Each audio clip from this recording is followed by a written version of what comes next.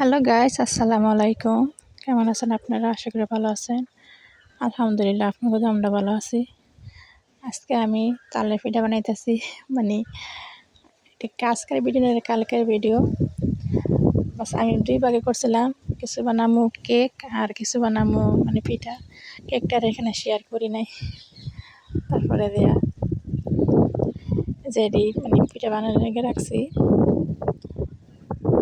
আর এটি খাইতে অনেক পছন্দ করে আমার মেয়ে। আগে অনেক পছন্দ করতো, কিন্তু ইদারিং খাইতে চায় নাই। বানাইছি ঠিকই, ওকে পছন্দ করে না খাইতে। দিন দিন ওর খাওয়ার দিকে তো রুচি অনেক কমতেছে আর কি।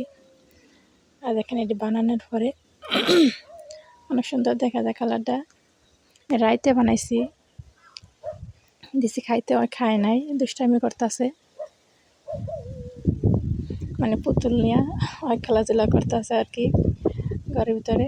আর ভালো থাকবেন, আল্লাহ হাফেজ। হ্যাঁ।